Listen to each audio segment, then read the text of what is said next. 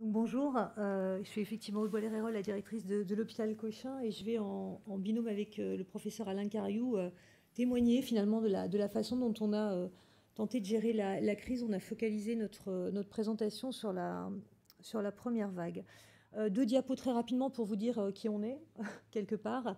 On appartient à un groupe hospitalo-universitaire qui s'appelle Centre Université de Paris, qui a été officialisé à l'été 2019. Donc quand la crise Covid démarre, on est encore un jeune groupe hospitalo-universitaire. On regroupe 8 hôpitaux qui sont cités là-haut. Alors c'est pas forcément voulu, mais il y a l'hôpital européen Georges Pompidou, il y a l'hôpital Necker, il y a Cochin. Et puis des sites à coloration plus gériatrique, la Collégiale Broca, Corentin-Selton, et Vaugirard-Gabriel Palès, et puis le Singleton, on va dire, Hôtel-Dieu. C'est une grosse entité avec 18 000 professionnels de santé, 4 000 lits, et puis une organisation structurée autour de 16 départements médicaux universitaires. L'autre raison qui fait qu'on vient vous parler, c'est nos faits d'armes, j'ai envie de dire, de la première vague, pour l'illustrer.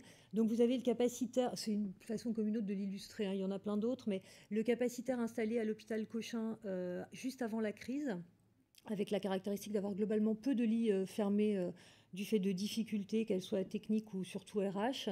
Et puis la reconfiguration de l'hôpital au pic de la première vague, donc là on est fin avril, avec bon, évidemment des lits fermés du fait des chambres doubles, un tiers des lits de médecine mobilisés autour des patients Covid, quelques lits de chirurgie, relativement peu, et puis ce qui va nous intéresser là notamment, c'est finalement le triplement des lits de réanimation installés, puisqu'on part d'un état de l'art à l'instant T qui était de 26 lits de réa à 90 lits au total, dont 10 préservés difficilement pour de l'activité non Covid.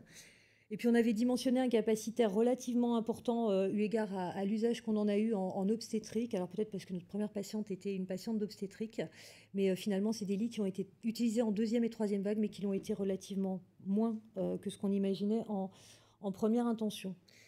Avec Alain, on s'est posé la question de savoir pourquoi vous nous aviez invités. Donc on s'est dit que, euh, moi peut-être en tout cas, ce qui était intéressant et ce qui était intéressant dans l'échange avec vous, c'était de restituer une situation certes inédite mais réitérée, puisqu'on est en train de terminer la troisième vague d'épidémie, avec évidemment une très forte implication des équipes de réanimation, la volonté de capitaliser sur une expérience vécue, le souhait d'anticiper des crises futures, probablement le souhait de contribuer à la réflexion autour des lignes à faire bouger, et puis une réflexion qui est la nôtre actuellement, qui est celle sur la réserve sanitaire, qu'elle soit médicale ou paramédicale. On a remis quelques jolies images sur la forte exposition médiatique, mais je pense qu'on en a pas mal parlé. Et puis, ça, c'est une autre forme d'illustration de la mobilisation des MIR, des MAR et des urgentistes dans l'organisation de crise à l'AP-HP. L'AP, mais on y reviendra, a désigné des directeurs médicaux de crise. Et il se trouve que les 6 DMC de GHU, groupe hospitalo-universitaire, étaient ou des MIR, ou des MAR, ou des urgentistes. Ils étaient accompagnés par des directeurs médicaux de crise des différents sites plus directement concernés. Et là aussi, il y avait une forte majorité de médecins issus de ces spécialités-là. Alors c'est dit de façon plus chic sur la partie droite de la diapo, mais c'est vrai que les castings n'ont pas été très longs, on a tout fait très vite. Globalement, validé beaucoup de DMC, puis changé quelques acteurs au fil des 3 temps successifs. Alors sur la gestion de crise, des rappels, mais extrêmement rapides, on dispose bien entendu de documents multiples, divers et variés, très robuste autour de l'aide à la préparation de la gestion des tensions. On vous a mis celle-ci parce que le coronavirus, qui date de 2019, est cité comme un risque qui mérite l'attention. Et puis dans les propos liminaires de ce guide, la ministre de la Santé de l'époque nous rappelait que l'essentiel, c'est la préparation pour être prêt à l'instant T à faire face. Donc, diapo très rapide, voilà, c'était plutôt celle-ci. Donc, on a des enjeux partagés autour de la crise, hein, qui consistent à dire qu'il faut structurer une organisation de crise opérationnelle, constituer une réserve sanitaire mobilisable, garantir un niveau élevé de préparation. On dispose de différents plans, Amavi, NRBC, canicule, etc., des plans plus spécifiques veillant à nous permettre un plan de continuité d'activité. Et donc on dispose d'un certain nombre d'outils que vous revoyez listés là, des modalités de rappel de personnel, des outils partagés de vision des stocks, et puis surtout, on a tous normalement identifié dans nos structures des secteurs, des services en capacité ou de mobiliser certains de leurs lits en hospitalisation conventionnelle, en soins critiques, ou des espaces plus vides dont on se dit que si besoin était, on les utiliserait pour telle et telle raison, usage. Et puis bien entendu, on est tous très convaincus qu'il faut réaliser des exercices et faire des entraînements, parce que comme ça, jour J à l'orage, on sera un peu plus préparé. Puisqu'on s'est pris dans la figure, bah, c'est ça. Je le dis comme ça, je suis désolée, mais fin janvier, 3 cas de Covid en France. Alors effectivement, on avait entendu parler de ce qui se passait en Chine, entendu parler de ce qui se passait en Italie. Mais moi, j'ai bien retenu des sujets autour des biais cognitifs. Je pense qu'on ne s'attendait pas à cette cinétique, qui est un autre mot que j'ai appris à ce moment de l'année 2020. Donc, à partir de là, ce qu'on peut se dire de cette crise, donc vous avez à gauche un état de l'art à fin mai 2021, et puis à droite où on en était un peu plus d'un an plus tôt. Donc c'est que c'est une crise singulière, bien sûr, ubiquitaire et durable. Pour aller sur le sujet de la gouvernance hospitalière, surtout avec vous, je pense qu'on va se mettre assez vite d'accord sur le fait que elle est régulièrement questionnée et critiquée.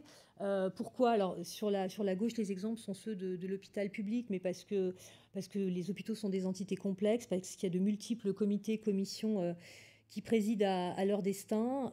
Et donc, ce qu'on entend très régulièrement et auquel on peut souscrire sans difficulté, c'est pas un on de majesté, hein, c'est un on de discussion depuis des décennies, c'est un partage insuffisant du pouvoir de décision, une prééminence du projet de gestion sur le projet médical, et puis une distance accrue avec les CHT, avec les GHU, entre ce qu'on appelle élégamment le top management et les acteurs de terrain. Alors, en décembre 2019, où est-ce qu'on en était? Moi, j'aime beaucoup cette diapo. On en était à se dire qu'on n'était pas d'accord entre directeurs et médecins. Alors, je ne sais pas d'où sort tort, là, mais voilà. Donc, on était dans des discussions ardues et âpres du comité de suivi GHT, et avec des points de vue qui pouvaient sembler difficilement conciliables.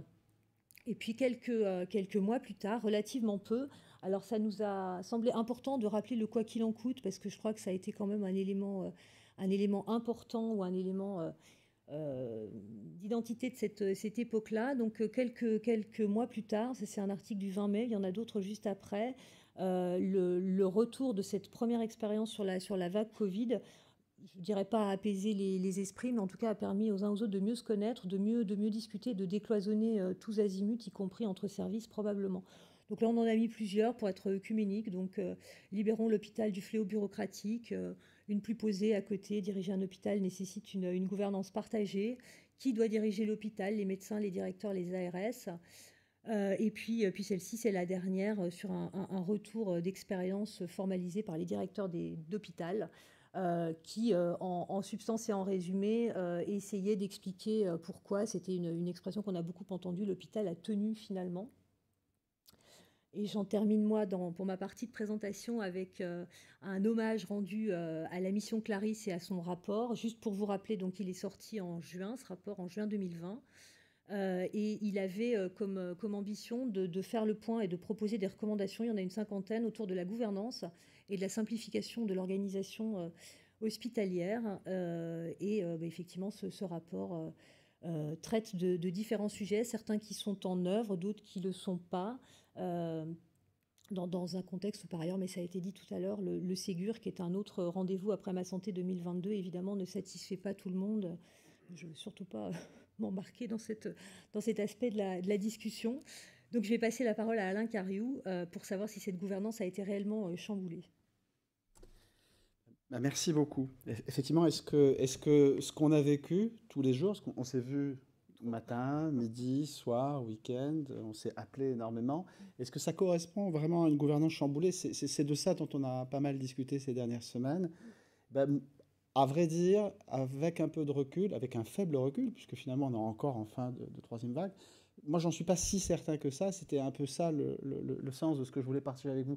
Qu'est-ce que ça veut dire objectif de crise? On n'a pas eu le temps vraiment de se poser la question au moment où tout ça est parti, mais en théorie ça veut dire une mobilisation générale des effectifs, des mesures d'accompagnement, une protection renforcée, bref, tout un ensemble de choses qui visent à accélérer une organisation, une prise en charge de quelque chose qui met en danger l'organisation des soins habituels, avec des bénéfices attendus qui sont, de notre avis, hein, ce qu'on a listé ici. C'est-à-dire que le bénéfice attendu de la gestion de crise, c'est de se dire qu'on va avoir la capacité de prendre des orientations stratégiques qui sont très rapidement évolutives. C'est ce qu'on a tous connu dans nos établissements, avec l'idée que si on met en place une gestion de crise, un directeur médical de crise qui fonctionne en binôme avec un directeur de site, ça va aider à la mobilisation des équipes, que ça va probablement permettre d'obtenir une autorité qui est légitimée un peu par l'urgence de la situation, avec une rapidité, voire même la volonté d'avoir une quasi-instantanéité des décisions, une diffusion de l'information,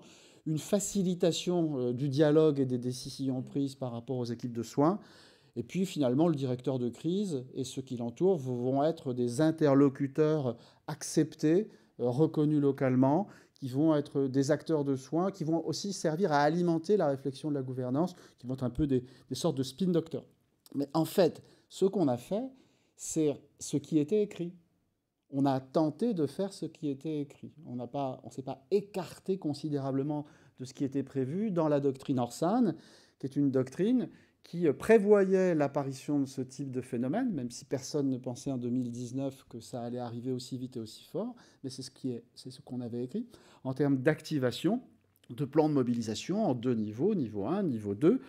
Personne ne pensait qu'on irait aussi vite et aussi loin, mais c'est effectivement ce qu'on a fait.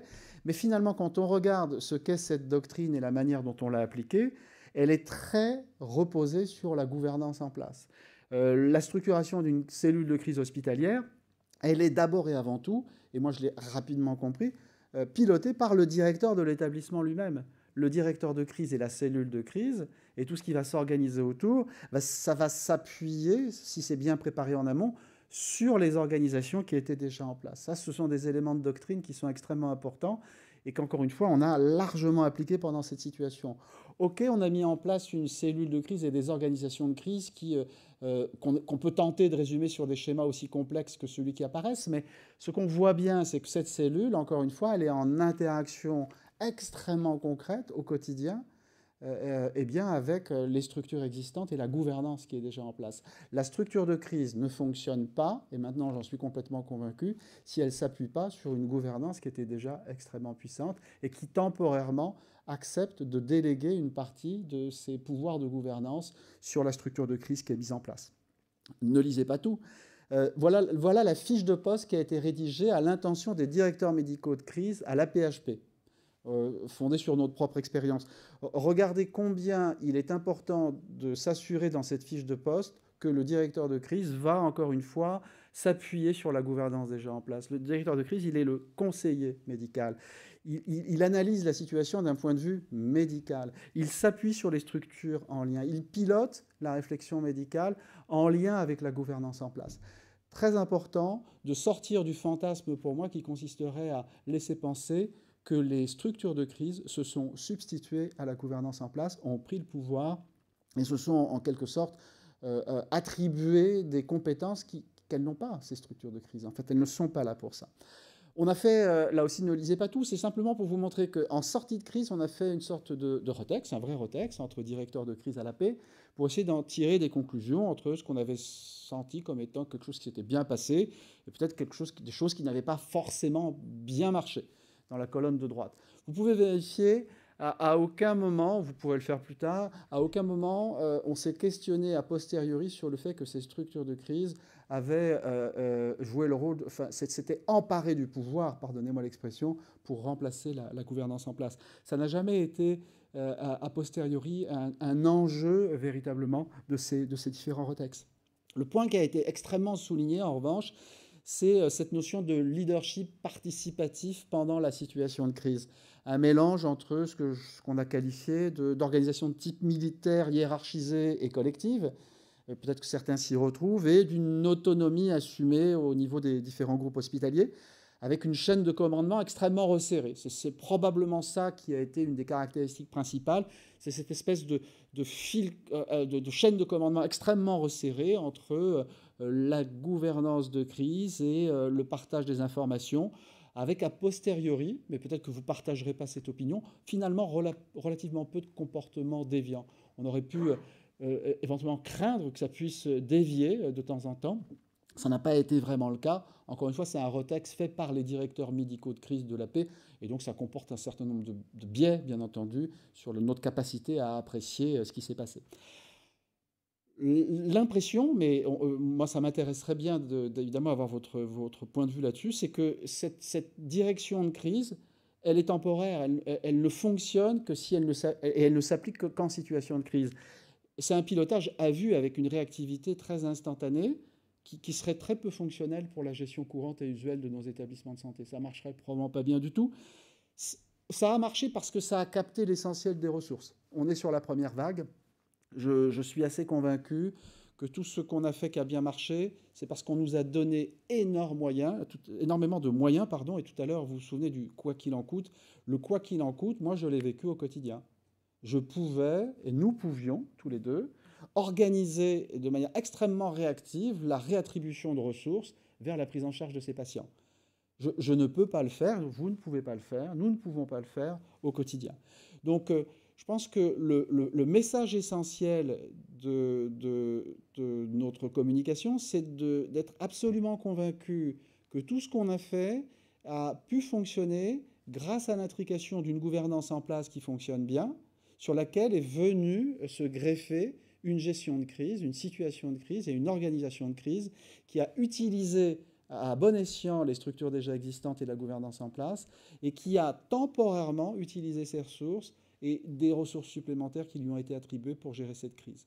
J'avais une autre diapo, mais malheureusement, je pense que le temps nous a entraînés vers cette dernière. Donc, encore une fois, le message clé, c'est que pour nous, cette situation-là ne peut être qu'une situation temporaire et ne peut pas être qualifiée de substitution ou de grand remplacement. Voilà, merci beaucoup et à votre disposition pour des questions.